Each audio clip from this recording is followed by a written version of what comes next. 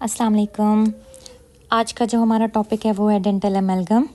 Dental amalgam सबको पता है कि वर्ल्ड वाइड डेंटिस्ट्री में मोस्ट कॉमनली यूज्ड मटेरियल है। सबसे ज़्यादा अभी तक किसी को हम फिलिंग मटेरियल के तौर पे यूज़ करते हैं। हैवी ओक्लूजल लोड ये बेयर कर सकता है। जहाँ पे भी आपको हैवी ओक्लूजल लोड वाले एरियाज़ में रेस्टोरेशन करने की ज़रूरत हो तो वहाँ पे हम आज तक डेंटल एमलगम को यूज़ करते हैं। CPSP के अकॉर्डिंग भी डेंटल एमलगम काफ़ी इंपॉर्टेंट है। पेपर में इससे काफ़ी क्वेश्चंस आते रहते हैं, तो हम जल्दी से इसको हाई यील्ड पॉइंट्स कर लेते हैं। देन एमलगम क्या होगा? एमलगम, सिंपल एमलगम की डेफिनेशन आपसे पूछेंगे तो आपने कहना है amalgam is an alloy that contains mercury as one of its constituents. Dental amalgam पूछेंगे या डेंटल एमलगम एलॉय पूछेंगे तो आपने कहना है कि alloy of mercury, silver, tin, copper, tin और अदर एलिमेंट्स उसके साथ एडेड होते हैं and it is processed and formulated in the form of particles और कंप्रेस्ड पैलेट्स। ठीक है।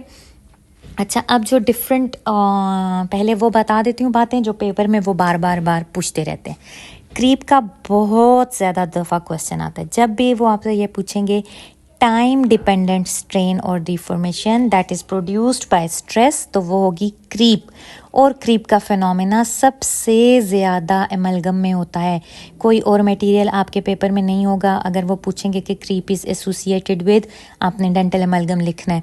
अगर वो ये नहीं लिखते क्रीप, वो लिखते हैं टाइम डिपेंडेंट स्ट्रेन और डिफॉर्मेशन इज़ एसोसिएटेड विद, वो भी डेंटल एमलगम होगा। कोई आपने अनफिल्ड रेजन या कुछ और इस तरह की चीज़ें नहीं करनी। अनफिल्ड रेजन का क्वेश्चन क्या देंगे वो पूछेंगे। अब देखें नेक्स्ट जो मैंने नीचे थर्ड पॉइंट लिखा हुआ है मार्जिनल ब्रेकडाउन। अब ये मार्जिनल ब्रेकडाउन एमलगम के साथ भी बहुत ज़्यादा एसोसिएटेड है, क्योंकि आपको पता है कि एमलगम टूथ के साथ केमिकल एडहेजन नहीं करता। हम इसकी resistance form and retention form ऐसी बनाते हैं जो आपकी एमलगम रेस्टोरेशन को कैविटी के अंदर कंटेन रखेगा, और वहाँ पे इसकी मैकेनिकल रिटेंशन होगी, वहाँ पे इसकी केमिकल एडहेजन नहीं होगी। जब मैकेनिकल रिटेंशन होगी तो थोड़ा सा भी कहीं से वो चिप ऑफ हो, कोई फ्रैक्चर हो या कहीं से भी कुछ स्ट्रेसेस मिसमैच्ड हो, उनका बैलेंस ख़त्म हो, तो आपका एमलगम डिसलॉज होने के चांसेस ज़्यादा हैं। या डिसलॉज ना भी हो तो उसमें ग्रेजुअली फ्रैक्चर होने के चांसेस ज़्यादा है। मार्जिनल ब्रेकडाउन उसका होगा। तो लेकिन मार्जिनल ब्रेकडाउन के लिए जब उन्होंने अनफिल्ड रेजन की स्टेटमेंट आंसर उनको चाहिए होगा कि अनफिल्ड रेजन होगा, तब वो पूछेंगे ड्यू टू थर्मल चेंजेस। ठीक है, वो पूछेंगे marginal breakdown of the restoration due to thermal changes. आपने सेलेक्ट करना है अनफिल्ड रेजन, क्योंकि उसका coefficient of thermal expansion highest है अमंग ऑल द मटेरियल्स जो हम डेंटिस्ट्री में यूज़ करते हैं। अगर पूछते हैं टाइम डिपेंडेंट स्ट्रेन और deformation that is produced by stress, तो वो आपके पास होगा creep and it is associated with dental amalgam. अच्छा, दूसरा क्या फिनोमेना होता है कि जब हमने कहा कि इसकी जो कॉम्पोजिशन होती है उसमें हम सिल्वर, टिन एंड कॉपर तो डालते हैं, उसके अलावा हम डिफरेंट मटेरियल्स डालते हैं, जिंक, पैलेडियम, इंडियम, इस तरह की चीज़ें। जो जिंक डालते हैं हम इसलिए कि वो एज अ स्केवेंजर हो, प्लास्टिसिटी दे, फ्लो इंक्रीज़ करे, डीऑक्सीडाइज़र हो। लेकिन उसके साथ एक उसका डिसएडवांटेज भी है कि zinc containing amalgam alloy gradually expand करते हैं because there is association of hydrogen gas development. उसके अंदर कंटेमिनेशन होती है प्लास्टिक मास की with moisture during its manipulation in a cavity preparation, तो वहाँ पे आपका हाइड्रोजन गैस बन जाता है। और जब वो हाइड्रोजन गैस बन जाता है तो वहाँ पे वो उसकी ग्रेजुअली एक्सपेंशन करना शुरू कर देगा। ये जो एक्सपेंशन होती है ना 3 to 5 डेज़ के बाद स्टार्ट होती है। 3 to 5 डेज़ के बाद ये आपकी एक्सपेंशन स्टार्ट हो जाती है और आहिस्ता आहिस्ता ये इंक्रीज़ होती है।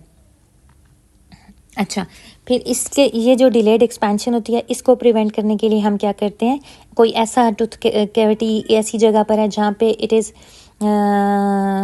Is not possible to avoid the moisture contamination, then we will use zinc free amalgam alloys. ऐसे एलॉयज़ जिनमें जिंक नहीं है ताकि उनमें ये डिलेड एक्सपेंशन का फिनोमेना ना हो, क्योंकि हमें ये डिलेड एक्सपेंशन नहीं चाहिए।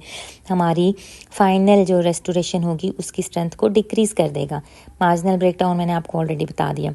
ट्राइचुरेशन एंड एमलगमेशन, ये दो चीज़ें भी जो है वो ये पूछ रहे होते हैं कि ये क्या होता है, ये क्या होता है। अच्छा, अब जो ट्राइचुरेशन एंड एमलगमेशन है ना, basically both are inter related. अब ये मैंने लिखा the process of grinding powder specially within the liquid. ये क्या है कि trituration is the act of mixing amalgam alloy with mercury.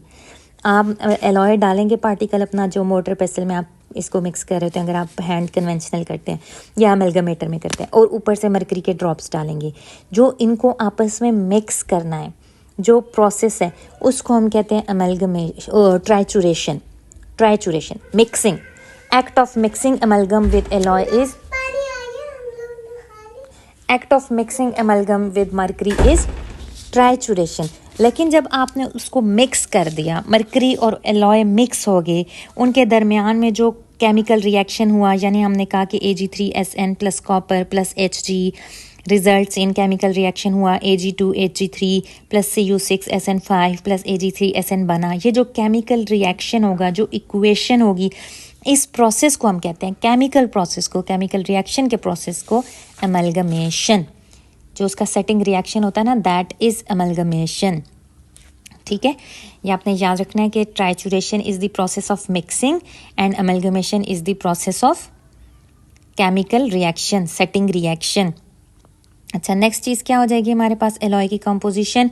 Basic composition में सिल्वर, टिन एंड कॉपर है, अदर में जिंक, इंडियम एंड पैलेडियम है। और mercury हमारा इसका बेसिक जो डेंटल होगा उसमें मरकरी एक इंपॉर्टेंट कॉन्स्टिट्यूएंट आ जाएगा। मरकरी क्या करता है, it activates reaction, it is pure metal that is liquid at room temperature. इसके कोई स्फेरिकल होते हैं, कुछ एडमिक्स्ड होते हैं। जो स्फेरिकल एलॉयज़ हैं दे रिक्वायर लेस मरकरी, और जो एडमिक्स्ड एलॉयज़ होंगे they require more mercury. Zinc हम क्यों डालते हैं, हमने बता दिया कि वो एज अ डी ऑक्सीडाइज़र होता है, एज अ स्केवेंजर उसको हम यूज़ करते हैं। ऊपर से ऑक्साइड लेयर हमारी रिमूव कर देता है, और उसके साथ साथ हमारी प्लास्टिसिटी को इंक्रीज़ करता है, या फ़्लो अगर पूछा हो तो हम वो फ़्लो की प्रॉपर्टी को बेहतर कर रहा होता है। बाकी जो हमारे पास आ जाता है ना, सिल्वर और टिन और कॉपर। सिल्वर हम ऐड करते हैं, ये भी उसका मेजर कंपोनेंट होता है, ये उसका पर्टिकुलर कलर देता है, और ये हम इंक्रीज़ करते हैं सेटिंग टाइम डिक्रीज़ करने के लिए। अब इतना लंबा बड़ा सेटिंग टाइम तो हमें नहीं चाहिए। मरकरी को आप देखें कि वो कितना ज़्यादा लिक्विड है और कितना टाइम लगेगा उसको सेट होने में। सिल्वर हम ऐड करते हैं, ये उसका सेटिंग टाइम डिक्रीज़ कर देता है, फिर एक्सपेंशन इंक्रीज़ करता है। अच्छा, अब जो सिल्वर और टिन है ना हमारे पास, इनकी एक्यूरेट प्रोपोर्शन होना बहुत ज़रूरी है, क्योंकि आपको पता होगा कि जो स्ट्रॉन्गेस्ट फेज़ होती है that is gamma phase, that is Ag3SN। Silver tin phase है, ये स्ट्रॉन्गेस्ट फेज़ है। अगर ये एडिक्वेट अमाउंट में प्रेजेंट नहीं होंगे तो आपका गामा फेज़ कम होगा, गामा फेज़ कम होगा, गामा 2 फेज़ ज़्यादा बन जाएगा। गामा 2 वीक है और उसमें फिर मोर क्रीप होता है, मोर मार्जिनल ब्रेकडाउन, मोर कोरोजन हो जाती है। ठीक है, अच्छा, अब कभी कभी अब स्ट्रेंथ के लिए हम ऐड करते हैं कॉपर। ठीक है, कॉपर ऐड करते हैं, हार्डनेस एंड स्ट्रेंथ इंक्रीज़ करता है, क्रीप डिक्रीज़ करता है, कोरोजन डिक्रीज़ करता है। अब आपके कॉफ़ी में कभी कभी क्वेश्चन आ जाता है, उन्होंने उसका आंसर दिया हुआ है सिल्वर। अब जब उन्होंने जस्ट स्ट्रेंथ इंक्रीज़ करने के लिए पूछा हो ना, मतलब कि